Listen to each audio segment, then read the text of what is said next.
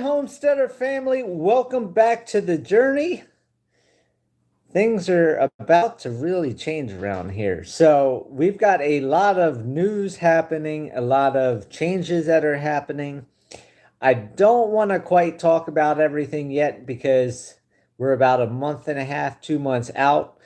Um, so, things could go awry. But in the meantime, we are changing up some of the things we're doing because things are changing and we have things lined up. Now, I will say the one thing that I can talk about, possibly, uh, as Carla's over there concentrating on cheese, is I signed a contract to purchase a new property. So it's not a official homestead. It's a commercial building. It's in St. Joe, Arkansas, which is a lot closer than where we are now. We're 21 miles away from the homestead, so that's 21 miles away from the animals. Carla drives over an hour to work, and it takes me about half hour or so to get out to the homestead, take care of the animals. And since now I'm working out on the homestead, um, pretty much every day, if we don't have rain or it's bad weather, then we're spending a lot of gas, a lot of time, a lot of money. So I found a property in St. Joe that's closer to the homestead. It is actually less than 6 miles from the homestead. So that's going to be a major project there. It is a commercial building, so we're going to convert that into a house. Well, the person's living there in the commercial building now. She has it as a one-bedroom house. But we're going to convert it into a house and then eventually convert it to Carlo's Butcher Shop. So we're going to have all those videos going on. And we have a lot of other news that I want to talk about right now. It's just until things happen, I don't want to talk about it because if something doesn't work, doesn't happen, I don't want that to come back and be like, oh, nope, everything's changed. So I really don't want to talk about us moving either. But we do plan to move to St. Joe as long as the first couple things happen. Then, if the first couple things happen, then I'll be able to go ahead and sign. Well, I'm already signed in this contract, but it's a contingent contract. So, if everything goes well, then we will be moving to St. Joe. If that does happen, then Carla will be looking at getting her house here sold, and we'll be out of Marshall, Arkansas. We're changing up a couple different things. We started clearing the rental property here in Marshall that we showed you. We were doing the bonfire, burning the brush. We're going to change that up. We didn't go there this weekend.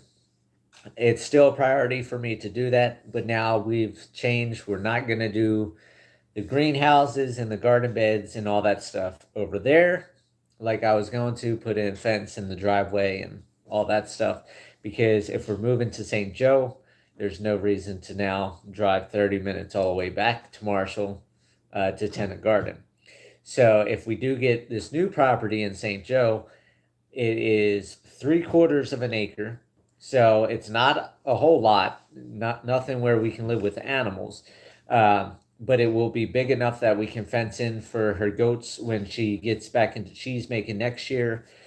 Because with everything happening, everything changing, like I said, I'll when everything comes to fruition, May, June time period, I'll let everybody know at that point.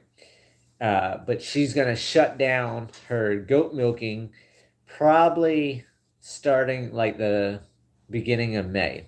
I think she needs 2 weeks or something. She's going to research all that because she has to slowly wean the goats from the milking so they don't get mastitis and everything like that.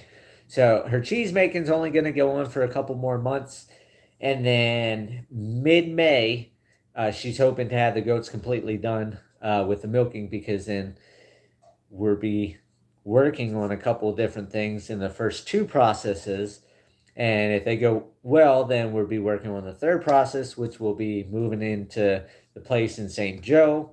And that will be a bunch of renovations and projects and content, and I'll be able to film and make some more videos than just the Sunday, Monday vlogs and some shorts here and there. After that, then it will be this place, getting this place gone. And then we're working in the woods on the homestead. So this weekend we didn't do the burning because we've been clearing the very, very, very far back of the homestead out in St. Joe. What I'm thinking about doing now is, since it hasn't sold, fingers crossed now it doesn't sell, because my contract is until I think July, either July or August. My contract expires on the homestead. If it doesn't sell, I'm not going to renew my real estate contract, because what we're thinking about doing now is clearing the woods. We're not going to have loggers come in. We're just going to clear all the small underbrush, chop the small trees down, leave everything that's like 8 inches and larger. So that way there's some shade, there's some nut trees that drop nuts every year for the animals. And then hire a forestry person to come in with a skid steer that has a grinder head on the front. They're like $40,000 brand new, and then you got to buy the skid steer, which is $75,000 brand new. So I don't want to spend the money to do that, even though it's a lot of land, because we can have them clear out 5 to 10 acres at a time, spend $1,500, $2,500. And if we have most of the trees and everything cleared, and we're only leaving stumps about, say, 18 inches tall at the tallest, and we're only talking small size, so those chipper heads will chip that down. It's not like a gigantic stump, because we're not cutting the big trees down.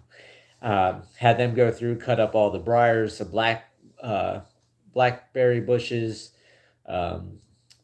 the other bushes that are native to Arkansas, and all of that, the poison ivy, the vines, you name it, get all that cleared out. And then next winter, or this upcoming winter, after spring and summer and fall, since some people are still in winter right now, then we're go ahead and probably burn where they do that to get everything cleared, and then get grass seed and pasture seed planted next year, not this year, next year, and start getting pastures grown on the 90 acres of the 120.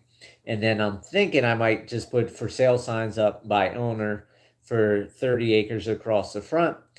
But then as I start thinking as well, I might just not sell the 30 acres at all and just give that as another buffer zone to not have more people around. So a lot of changes, a lot of things happening. We're kind of excited about the move. Carla wasn't. She was hesitant because the place needs a lot of work, like this house needed. But she sees that I was able to rebuild her a kitchen from what it looked like. And we stopped and asked the lady if Carla could do a walkthrough of the property, since she was at work when I went and looked at it. Because I decided at 1 o'clock in the morning to contact Zillow and say I want to set up a meeting, and randomly go for a meeting on a building. And I had talked to Carla about doing it in a month or so if it was still there. And just went on a whim, called her up, told her I'm under contract to buy a new property. So she was hesitant at first, but she thinks it's a good idea now. She sees the potential, let alone now that can be a butcher shop in the future for her. So she won't need a commercial building. We can change it from a house back to commercial in the future. So right now, the woods at the rental house is on hold. Probably I'm going to work on that. I want to get that done by the summer. Get all that burned out just so that is all cleared back there. Get the wood out. And then the building that we're going to move into, I'll get a wood stove. So all the wood, we'll get all that chopped up and ready to go for this upcoming winter. So it can cut it down to size and everything. So it has all spring, summer, and fall, and going into winter to cure.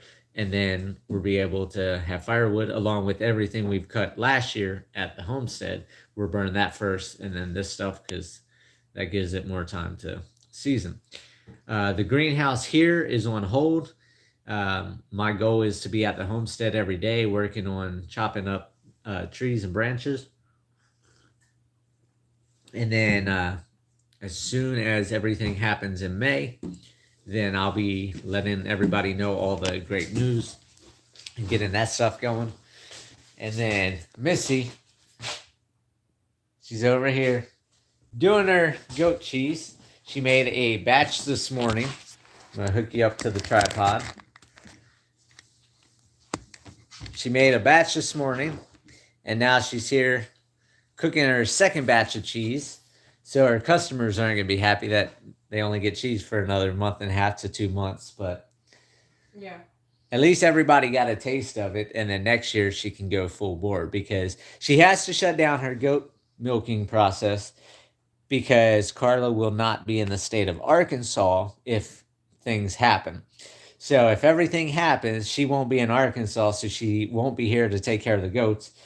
And No. milking goats is not my forte, nor my hobby, let alone cheese making. That's hers. So right. And you said whenever I brought it on that it wasn't your forte, so I don't expect him to pitch in with them. I mean, it's just 4 goats, fixed to be 5, but then we'll dwindle it down. But yeah, we'll be leaving to be out of state, and you can't leave them high and dry. So plus, kind of, it'll make it easier because having to shut them down because I'll have to milk them morning and evening at night, twice a day. So if everything goes through, then it'll slow down. But if something happens, that's where it's like we don't want to say too much because if something does happen, it just plays on what we're going to be doing. So with us going to Colorado, yeah, I would have to slow down and go.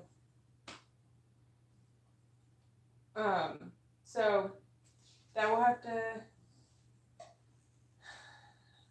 I've got my temperature I'm trying to focus on here, so I've got to get it up another few degrees, and then I'll be changing it over. So I'm trying to focus on this last minute of getting this warm before I can add in. So it's been on this pot about 20-30 minutes, and so I don't have very much longer, and I'll be able to mix it and put it in, put the vinegar in, and let it cool down, let it separate, let the whey separate. So,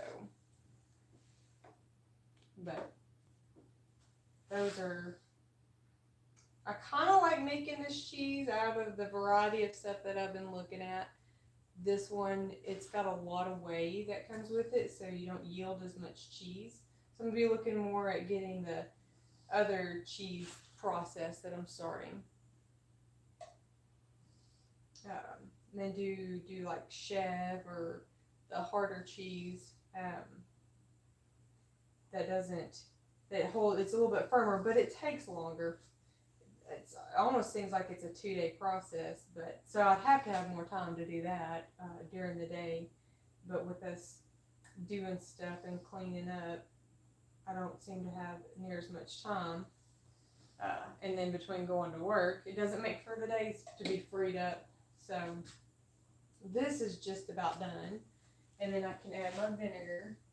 I'll move this over here so it's easier to open up. And then, of course, you don't have the camera where you can see where I've got it at. Almost. But you can see, I'll bring it over here where you guys can see. It's kind of coagulating over there. I think it's kind of hard to see in the picture. It's milk. It looks just like milk. So, that's just like milk. Isn't it milk? White. It looks just like milk. Goat's milk. Yep. Goat's milk looks just like cow's milk. It's white. So I got like 2 more degrees, and I can transfer it over. So you start with one, and then it looks like milk. It's milk that looks like milk.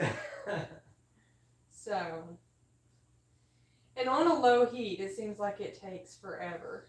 But Basically getting it up to 180. I mean, you're pretty much cooking the milk more than the other cheeses. So this is more of your farmer's cheese or Casablanca cheese, just white cheese. It's an easy make.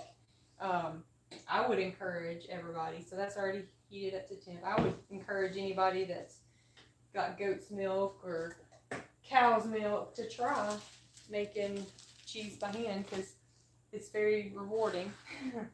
But you can make your own. I mean, but it is cooking it to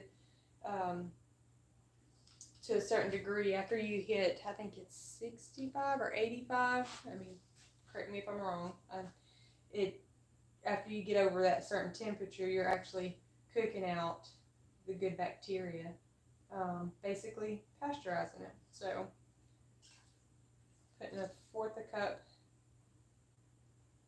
a little bit over a fourth a cup, because this is got 3 of my quart jars of milk in it, and I'm going to stir it slightly to make sure the vinegar is mixed in with all the other milk, and then I can let it sit for a few minutes. I think I may need just a little bit more vinegar.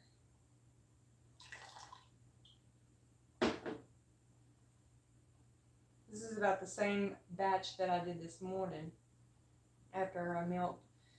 The last batch I did almost 14 ounces of cheese that it made. So that was a really big batch. That was like 15 cups of milk. And it just was a lot. I'm going to have to let that sit for 10 minutes so it coagulates. But the last batch, yeah, it was like 15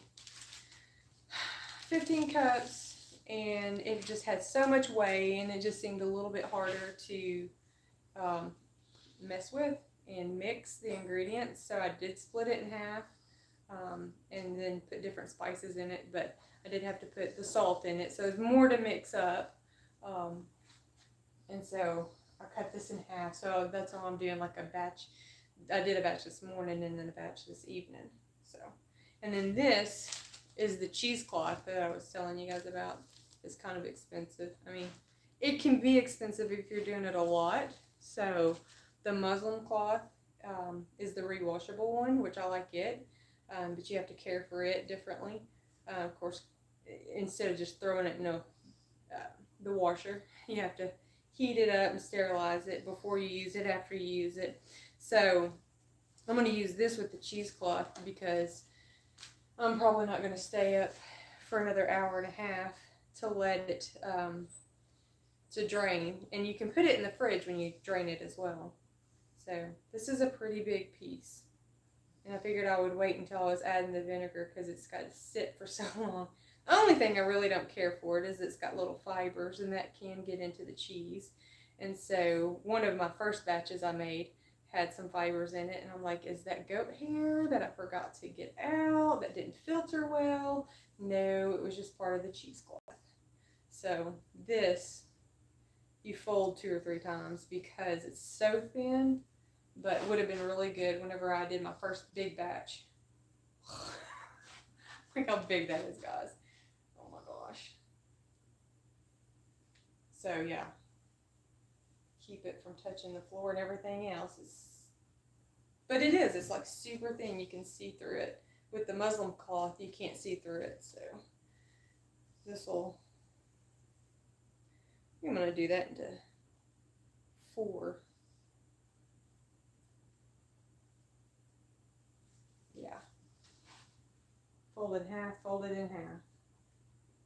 So I'll do that with the cheesecloth. That way I can put it in the fridge and let it hang and let the whey drip out overnight as well. So I'll let it drip out outside in room temperature for a little bit.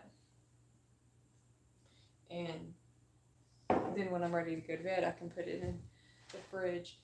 But tonight I'm going to add some jalapeno to it.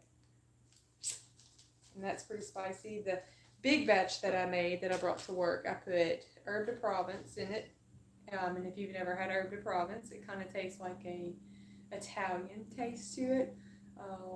It is very earthy, so you can put it on pizza, slice it and put it on pizza, which would be really good. Or pasta, any kind of pasta noodles. That was one of the suggestions that somebody told me they were going to use it for. And then I made a jalapeno one. So it was such a large batch, I put them in rolls because I wanted to get them rolled instead of putting them just out of the cheesecloth. Because after the cheesecloth, they look like a big clunk, which I can show you what that looks like.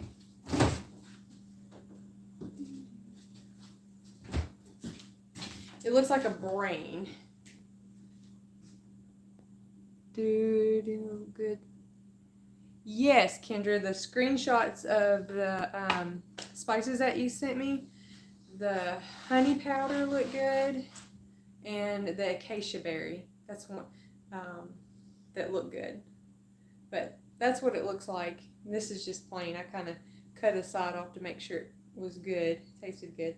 But it looks like kind of like a little brain after it's set in the cheesecloth and you hang it, you know, it kind of pouches up, and that's the hard form of it. So this actually turned out good because it's all together still. So that's all good and well, but you know, I've seen the ones, the logs that are in the store, and those look a little bit prettier and more gourmet flavored. And so I had taken jalapeno, rolled one of them in jalapeno pretty well, and it had a good spice to it. So the person that bought it enjoyed it, thought it was good. So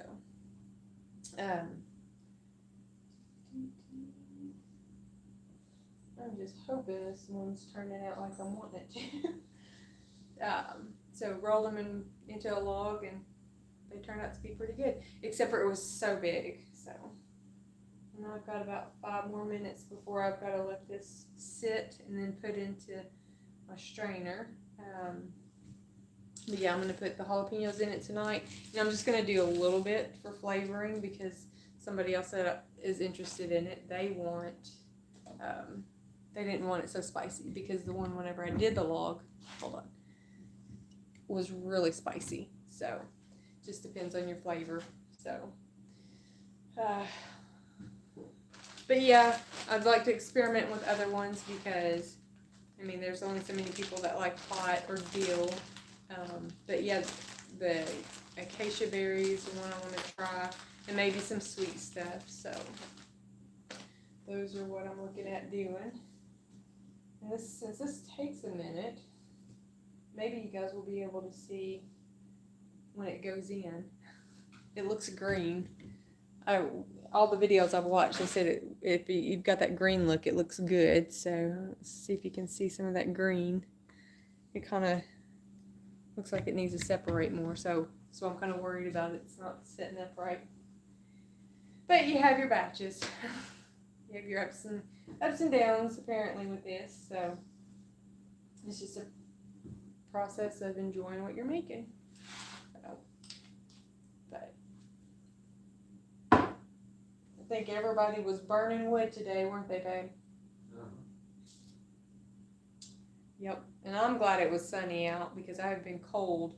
Got up to 80. All week. It's been about 80 degrees. Yeah. I've got a burnt neck from yesterday. So, but I still got my jacket. The only reason I don't have my jacket on is because I don't want stuff falling into the milk. So, like this, you know.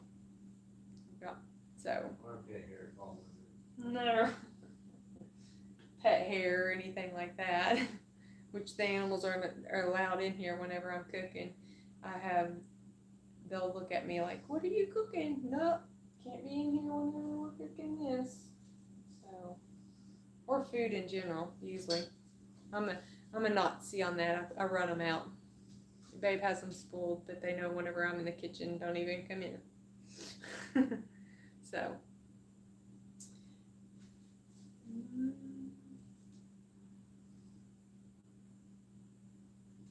And usually you take a ladle, with a muslin cloth you can take a ladle and pull the curds out, because the muslin cloth doesn't drain as well, and that's the difference. That's what I found the difference is between the cheesecloth and the muslin cloth, is that you can take actually the muslin cloth or the cheesecloth and kind of, I've seen it done different ways where people have poured it in or scooped it out. So that would be your difference is if you use the muslin cloth, scoop it out. If you use cheesecloth, you can pour it out. So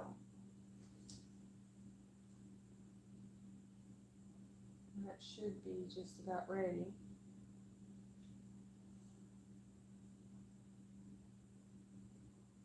Right. Okay, it's looking thick. I'm kind of liking that. That's what my spoon looks like. See the curds on there? So, kind of made me nervous for a second. I think it might turn out right. I'm gonna have to clean all this stuff up. About 2 more minutes on that. My containers came in the other day. I was worried that I wasn't gonna have enough containers, but I've got some 12-ounce containers that are BPA friendly, food safe containers, so none of the chemicals leak into the cheese, so it doesn't alter the flavor of the cheese. And that's one thing, feedback I tell everybody. If I sell you cheese or you get any of it, give me feedback, good or negative. So it's the only way you know to make your customers happy. So one thing one of the girls said is that she did appreciate the fact the container was food safe and was USDA approved, so makes a difference for sure. So I'm gonna get this adjusted where you can see me pour it in.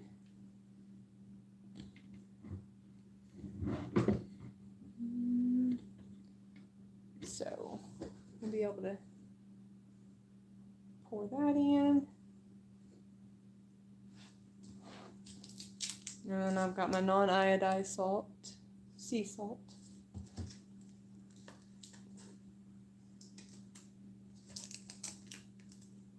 I'm going to use half a teaspoon. Use just about a heaping of a half a teaspoon. That way it flavors it. And the whey, or the salt, brings that whey out as it's draining. So I'll mix that in. And then I'll mix some jalapenos. Dried jalapenos. Or dehydrated jalapenos for semi-soft cheese. So that's what it looks like.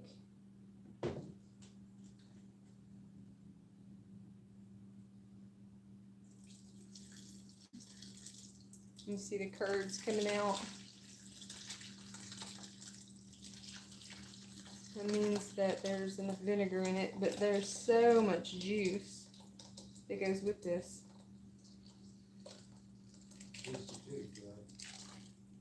Oh yeah. And we save this for the pigs. Dogs can eat it, pigs can eat it. People can actually take the whey and put it in smoothies because it adds more protein. So it can be reused. We actually freeze this and have dropped it off to the pigs a couple times, so they like it.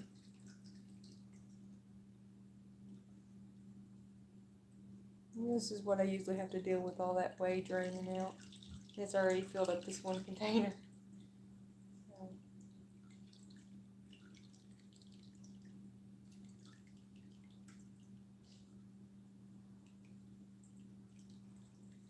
And this is one reason to have all your stuff ready and handy when you're making this stuff, because you don't really have the option to move or say, oops, I forgot something.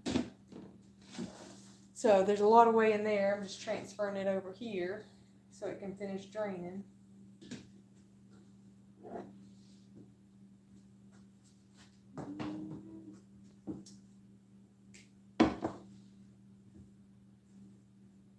And then, as you can see, it's still got a lot of juice in it, so I'm going to have to continue working it for a second to get it down to where I can add salt to it. So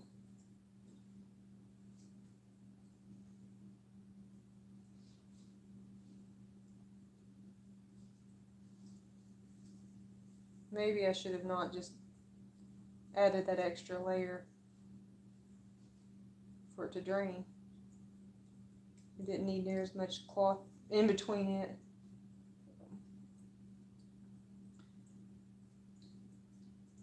Of course, I don't know if the temperature outside affects any of this, because I know, like, baking, and I'm not a big baker or cooking person, so I don't know if the temperature affects how well this stuff works out. Kind of like whenever you bake a cake or brownies, that it could make them harder or not. My daughter does any kind of baking. Of course, she made cookies this morning. Her and her friend were, no, that was yesterday because we were out working. So she does the cooking. She probably knows her measurements and everything else better than I do. And some of this stuff I've had to look up, measurements. I'm gonna need one of those little charts above my refrigerator that says this is how much this converts to, because I'm not very good at saying, oh yeah, 2 cups is a half a quart. But I just looked that up, so that's the only reason I know that 2 cups is half a quart. So there's my salt. Throw it in there. That'll help drain all that way. And then since I'm adding some spice, I'm going to do that as well right now. And since it's a pepper, it will heat up as it sits, so I don't want to overpower it just because not a lot of people like it hot.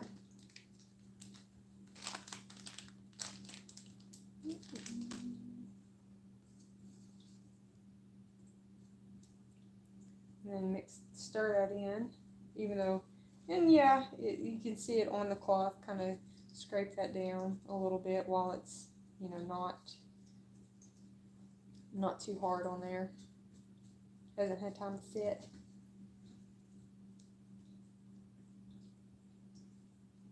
I don't want to like beat it in too much. Kind of mix it around.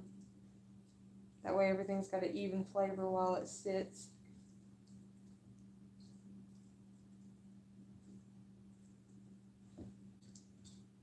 And then I'm going to scrape all that down. Get it to where it'll go into a ball.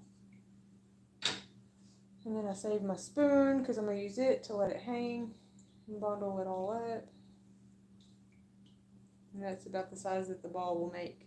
Some people squeeze it to squeeze that extra out, which doesn't hurt because you're not really going to lose any of your cheese. I mean, I don't really squish it all the way down. I've seen people squish it all the way down before you tie it. It just helps the pushing the whey out better. But if you can get most of the way out, whenever you strain it, then you don't have to worry about it in the drying process. But I do get it close to the top. And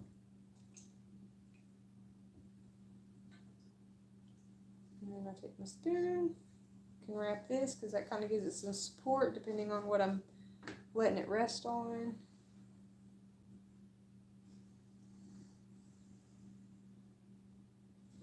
And you can also just put this on a hook, put it above your sink and let it drip out over your sink for about an hour and a half or 90 minutes depending on what kind of person you are for time. But I'm going to put it right here, and that way it sits out for a little bit, and then when I'm ready to go to bed, if I don't wind up staying up for another hour and a half, I'll put it in a bowl and let it hang on a bowl, and it'll finish drying out, and it'll get most of the room temperature to dry out now. So that's got the jalapeno in there and salt, and so those are just going to mix together, and the jalapenos are going to fuse and make that a little spicy treat for somebody. I'm going to work on getting the whey to where it gets froze because that's going to be good for the pigs, and I'll show you guys what that looks like. I think I have a batch in here. Well, no, but they're in the pots. So they'll come out like that, and then they come out like big old bowls, the shape of the bowl, as a big ice whey piece. So the pigs can eat that, and they enjoyed it today, I know for sure. So, but that's what my ending process is for the night. I'm gonna finish that up so I can jump in the shower and then go to bed. Put my cheese up before I go to bed. So, you guys have a good night, and we'll talk to you next time. Baby, got anything for them? Nope, I'm good. Have a good night, y'all.